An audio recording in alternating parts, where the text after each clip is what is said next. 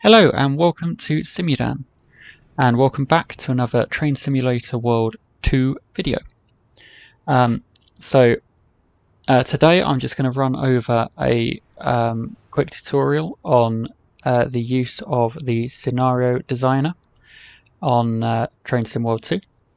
Now if you like what I do here and you want more simulation content, then consider subscribing and click the bell notification icon to keep up to date with everything I do. Right, so the first thing is first. The Scenario Designer has some drawbacks. This is just one I made earlier, ignore that.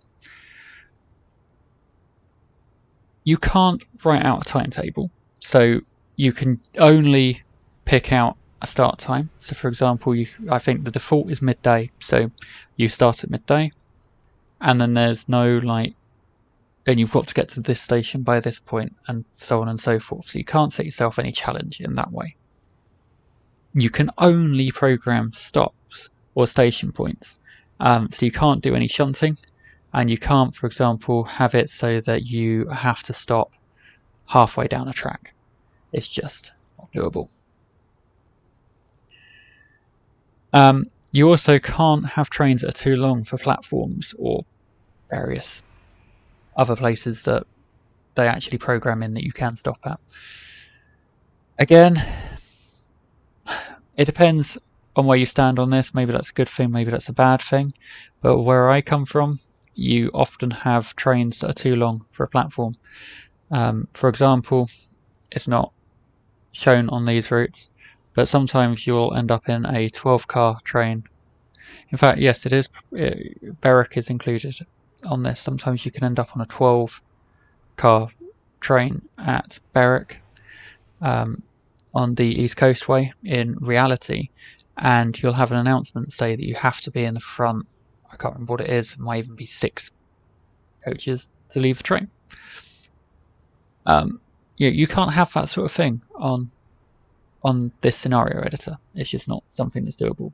And the other thing you can't do is you can't program in any turnarounds. So you can't have it so you get to the end of the line, switch ends, and then go the other way. Again, not doable. Right. Now that I've gone through that, let's get into it. I've opened up just in case anyone doesn't know, I've opened up the London Underground Bakerloo line, just like you usually do here. It's done that. Go Tools, Scenario Designer, and that's how you get to this screen. Then on PC, you can either push the A button on your keyboard or click down here. Now, I don't know what the button prompts are on PlayStation 4 or on Xbox, but if you know, just let me know in the comments below. But for here, I'll push A. And you then have to name it. So, tutorial. Done. Okay. So from this screen, you can now start adding services in. So all services get added in from this screen, regardless of whether that is one that you're going to drive or whether it's one that's going to pass you. And here lies one of the big questions I often see asked online is, how do you put other trains in? Well, this is how. I will show you that in a second. The other thing is if you push again on PC, C button, or set scenario details, you've got this little tick box here, off the rails. In fact, I'll show you first, without clicking that, we'll add a train, and just for the sake of argument, Baker Street to Elephant and Castle, there we go. I'll go through this in more detail in a second, and yeah, it can stop at Castle sidings, there we go. Right, and it will stop at all those on the way, because that's what underground trains do. Confirm service. So on this line, the only thing that it expects you to see, or expects to see, is the 72 tube stock. They've all got 7 cars, and you can either have a loaded variety, in other words, there's passengers on board, or an empty variety, no passengers on board. So let's give this a loaded variety, click confirm, name it, and I usually just number them, so 001. I won't be driving this one, that's a passenger service, and we'll go midday to make it easy. Confirm. So now that train is going to do that route, but I won't be driving it. However, if you go to off the rails and tip that, and now I'll add in a service that I will drive. So let's go, shall we go Elephant Castle sidings, start marker, and we'll take that as far as Queen's Park. And we will actually go Queen's Park sidings, so we'll go from siding to siding. There you go. And on the way, we'll stop at every single one of these. There are a heck of a lot of them. Okay, confirm instruction.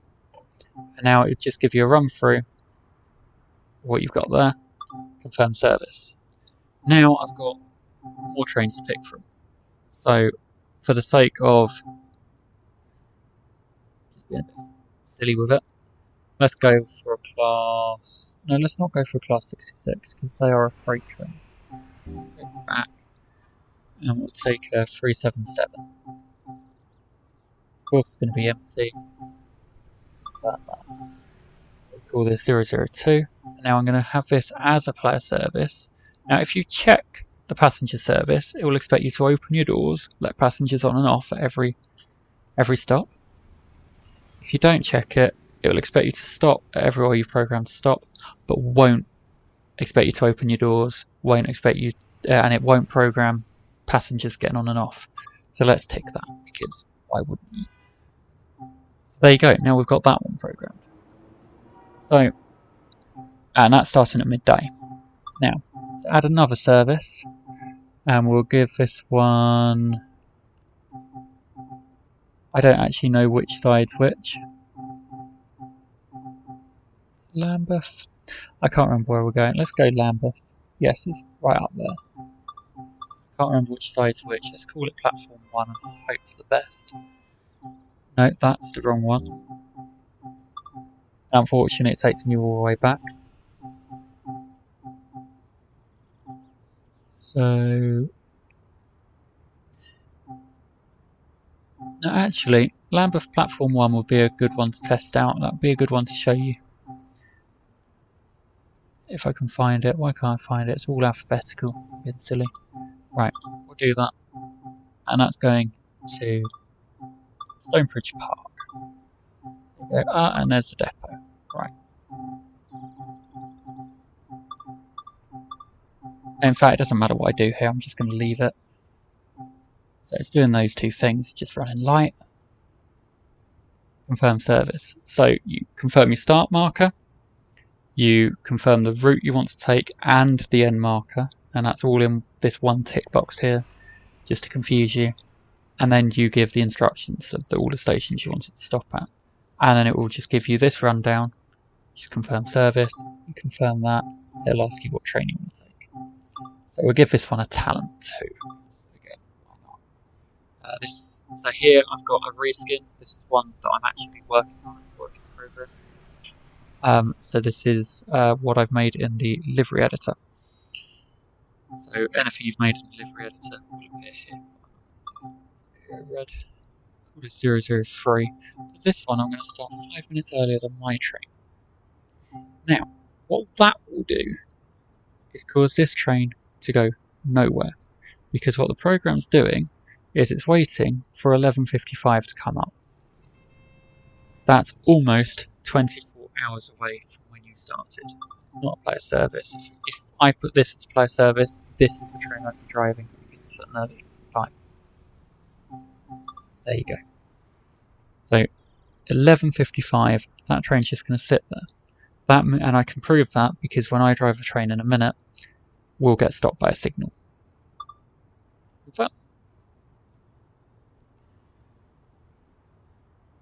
So here you go, it tells you which one you're driving because you've got a picture of the driver here. This one's the one we started with, that's going toward Elephant and Castle with the tube stock. This is our one, class 377. And then you've got a Talent going the other way. No, going the same direction we are, but it will cause a red signal and we won't be able to go anywhere. So you need to watch out for that. You don't want to be leaving trains somewhere where it's going to cause you to be clogged up. Right, and that, in a nutshell, is how Scenario Designer works. That is it. So now, from that, if I click back, it's there. And I can either double click it to start it, I can edit it, or I can add another service or delete this. Yeah, choice is yours what you want to do at this point. But I'm going to start it and I'll see the other side of the load screen. Right, so here I am in the cab of my train. You can't see much because I am in a siding. Let's turn the lights on.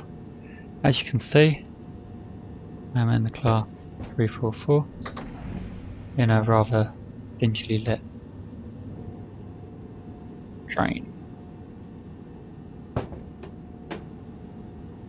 Now, I'm also going to test out of interest, because you're not supposed to be able to walk in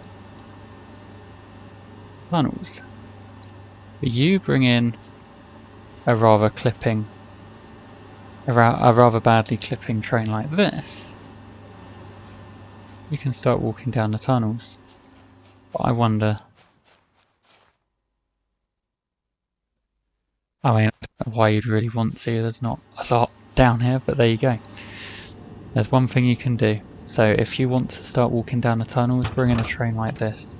The other way to do it is in the usual underground train. You can actually stop on one of the junctions and do it that way. Right, let's get this train moving.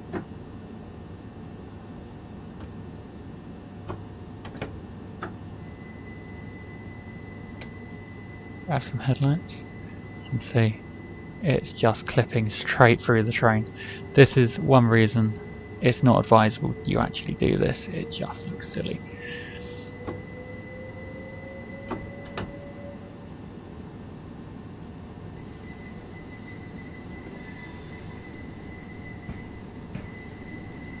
So as we come in, you should see that we can come into the station and then allow people on board.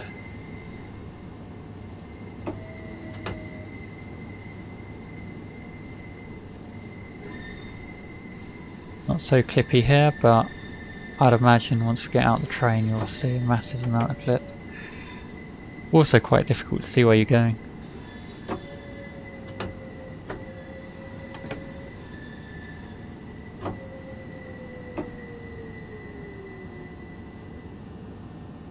Also worth remembering that the stopping distances are going to be significantly different. So there you go, I've got the command to unlock my doors, which I wouldn't have got on if I hadn't checked that box that said it was a passenger service. Just absolutely ridiculous, look at it. But there you go. Southern train in a tube tunnel. You can, why not?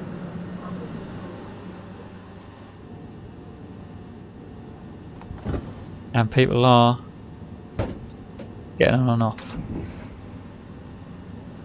At least I thought I saw some people getting on and off.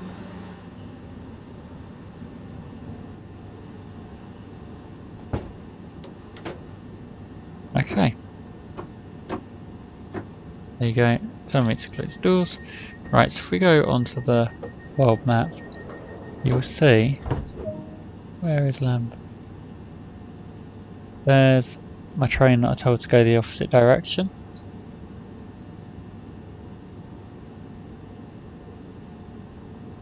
Find it.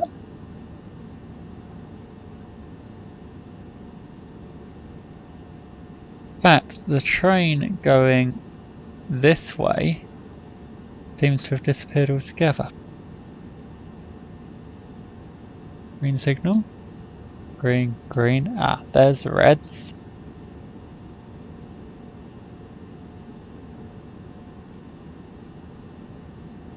Nope, it has literally just vanished. So there you go. That is how the tutorial editor works. I think they may have fixed the issue where trains would just sit there indefinitely. I will give this a run through, and if I do happen to bump into another train, I'll let you know. But in the meantime, I will call this the end of the video. So there you go. As you can see, I've got as far as just before Lambeth, about 350 yards away, and there's my red signal. I can't go any further because that train that is currently sitting in the platform and will be there until the end of time. Well, for another almost 24 hours. So there you go, that's how that works. So ensure you don't do this. Always make sure that every other train starts either at the same time as yours or a little bit later on. And that is that. So thank you for watching. If you like this video, then give it a like. If you'd like, you can also join me over on Discord, where I have a server with which a link in the description will be below. Until next time, thank you for watching.